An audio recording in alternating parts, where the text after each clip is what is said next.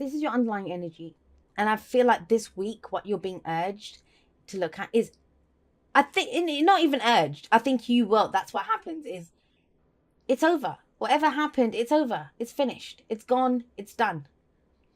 Have a look at him. Like usually, traditionally, the 10 of Swords is that person that's lying in the dirt with 10 swords in their back, right? This guy doesn't. He doesn't have 10 swords in his back. They're out. But they're kind of floating around him. So is it the ghost of past, misdeeds and the bad things that happen, betrayals, deception, whatever? Because this is the aftermath. I don't see it in the 10 of Swords. I don't see it happening. I don't see, this is not where it is. This is dealing with the afterwards. The bullshit has already happened. This is dealing with it afterwards. And is it the memories of what happened? Is it, the thoughts, the fears that you have around, oh God, what the hell happened? How did that happen to me? That kind of energy. Now, the reason I kind of go into that more with when I use this deck is have a look at him. He's got these bindings around his wrist, right? Except they're not tight, like they're loose, they're hanging. He's holding his hands together. They're not tied together. He's holding his hands together. So it's like he's bound. His hands are tied, right? By what has happened already. But he's free. Then hands aren't actually bound together. Someone might have cut him loose. He might have cut himself loose. But he's still trapped there in the memory of what happened. But don't worry. Everything else is. So I get the sense that this is about you. I don't know if I want to go forward. I don't know. Everything went to pot last time. But have a look at this. You have the Six of Cups coming up here as the Six of Cups is the heart of the reading. That's the focus. That's what we're dealing with or what we want to head towards with the Six of Cups coming up here. So the 10 of Swords is saying the worst is over. It's time to pull those swords out, and they're already out in this deck, and move forward. A new day is dawning. It's time to begin something new now, to begin a new cycle. That cycle is completed. It's finito. We have 10 of Cups there as well. However, with the Six of Cups coming up here, that's your goal first. Six of Cups is nostalgia. It's looking back. I get the sense that some of you, and please don't shoot the messenger, something that you can either focus on the shit that happened or you can focus on happier times, happier memories. Before everything went to crap, it was happy. It was good. Six of Cups is, it's before, I would see it as before the loss of innocence. It's childhood, right? When we are the most innocent. Our emotions are innocent. It's like childlike joy. Now, what some of you are doing is the combination of this is looking back and thinking, well, the happiest days are in my past. I'm never going to be that happy again. It's not going to come in again. Others of you you can use this to manifest a beautiful future. I mean, these are beautiful memories of the past, right? But what you're doing with that is, you can use that, get in that vibration to create even happier memories in the future memories, right? If that makes sense to you. Things that are going to happen even better for you in the future, you manifest those from that. But what a lot of people do, like imagine you want a beautiful relationship. And I said to you, okay, remember the last time you were really happy in a relationship when you were really loved. So you might remember, I don't know, 3 exes back or something, that guy was, or that girl was the best person that I was ever with. And we go through it. Amazing Six of Cups. And then we get to the end. And it's like, don't go to the point where things went to shit or when things went wrong. Stick to the part where it was happy and good. Remember that. No one's asking you to take that person back. No one's asking you to do any of that. In fact, if this is Six of Cups can indicate someone coming back from the past. But it's happy memory. So please don't worry if this is an evil ex. And it's not going to apply to everyone. Because trust me, there's plenty of people out there that don't want anyone to come back from their past. They're good. They want something new. And 10s anyway show completions of cycles. So if in your case you are dealing with an ex and whoever is, I will say this to you. The biggest mistake most people make when they get back with their exes is they try to treat it like they did last time. And you're not. You're two different people. I don't care if you've been apart a week, 6 months, 6 years, 10 years. That time apart and the fact that you guys went through this to be apart, it changed both of you. So get to know who the new yous are. Because if you tried to do what you did before, you'll just end up with the same result. So that's my advice to anyone looking to get back with anyone out there. That's the advice I always give. But like I said, that's not going to apply to everyone. But a lot of you, I feel like, and it's strange because everyone seems to be getting this kind of message. It's about starting something new. It's about going forward and doing something new. And this is the third spread, the third reading that I'm doing in this batch. And all three of them have had a court card that comes up in the future. So that's interesting to me. Very much about who we're becoming, who we want to be, how we're going forward. And for you, there is this push-pull of something shit happened, but then there was something good. And it's like how to make the two work. You've been doing this for a while. We have the Hermit coming up as the past, the foundation, right? Last week, last month, last year, doesn't matter. The card for Virgo. Now, what the Hermit can show is where we look within. Like you might have retreated, you might have gone within. You've been trying to figure something out. How do I feel about this? What do I want about this? Soul searching, right? Hermit is a very spiritual card. But the answers always lie within him, not where he goes. Like there's not really anything around him here. That he holds the lantern. Usually there's a star in the lantern, not on this deck. But, you know, the answers lie within him. And he has the power to change the situation. And I know it kind of seems quite negative with the Ten of Swords. But I'm going to repeat. That's already happened. This is the aftermath. You're trying to figure out where you go from here. Where do we go from here? Do you know, Sunners, I mean, I'll give you an example of what I mean by the energy I'm trying to explain to you. Not the situation, but the energy. Imagine you and your best friend, you have the most shittiest argument ever. Like you just have the worst argument in the world. And you're still friends, like you meet, but the next time you meet up, you remember you've been friends and that person's been there through thick and thin and you love each other and it's all great. But there was still that argument. And that's what the Ten of Swords is. So the atmosphere is still there. You're still friends. But it's trying to figure out, well, how do we get past this? How do we get past this thing that happened? And so that could have been where you spent time alone. You were figuring out, well, this is not my friend or that, you know, whatever. But where does it go from here? You now have a clear idea of what your happily ever after looks like. All that soul searching, all that looking within, all that trying to figure out what you want to do. Ten of Cups, have a look. Even the bloody cat looks blissed out lying there, right?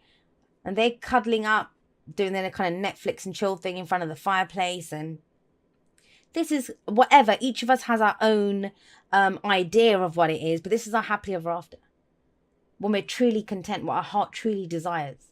The Nine of Cups, yeah, that's the heart's desire card. But I always feel with the Nine of Cups, I think it's what we want.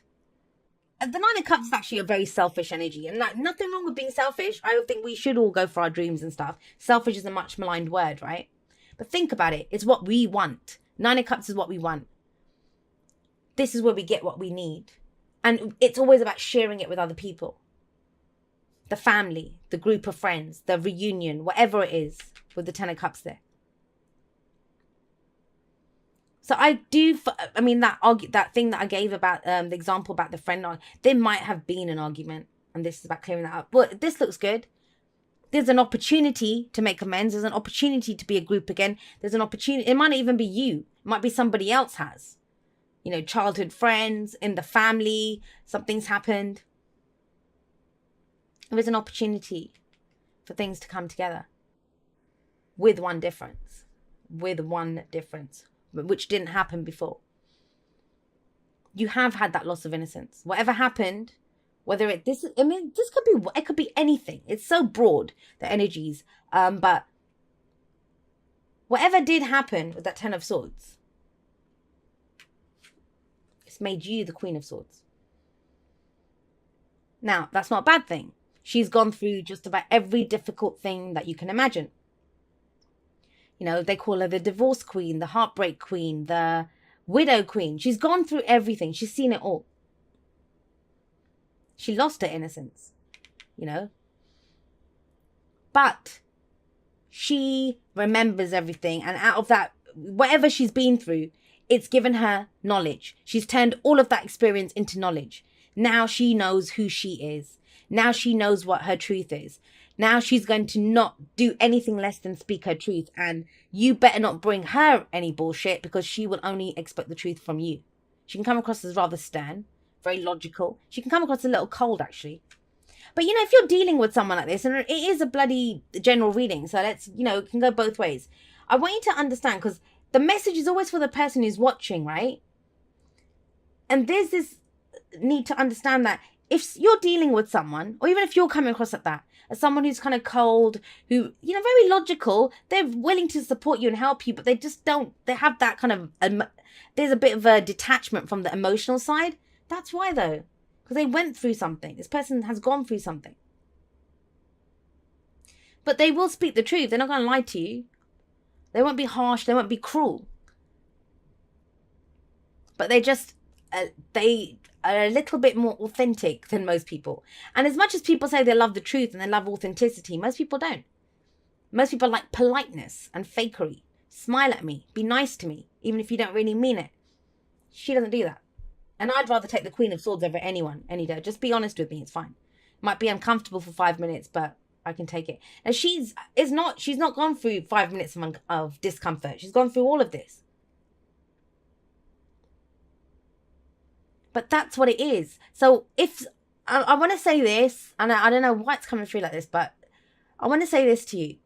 For those of you that have been on the outs, whether with a group, a job, or some situation, or somebody has, right? Somebody has, it's general.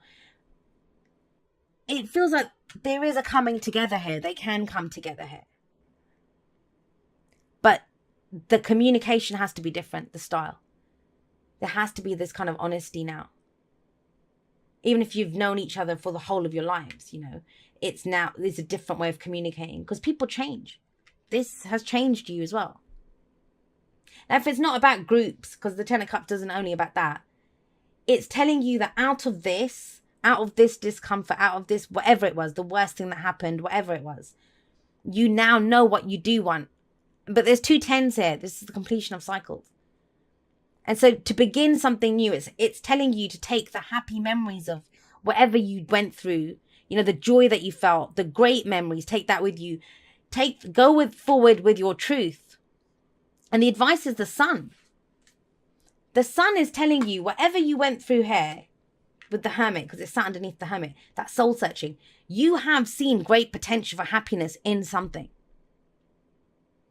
Because when the sun shows up, it's a card of illumination. Everything gets revealed to us in all its clarity, in all its glory.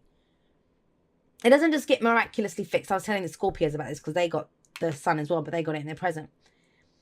And so the sun isn't that, oh my God, I'm just going to get everything that I ever wanted. No. Even the Ten of Cups isn't that.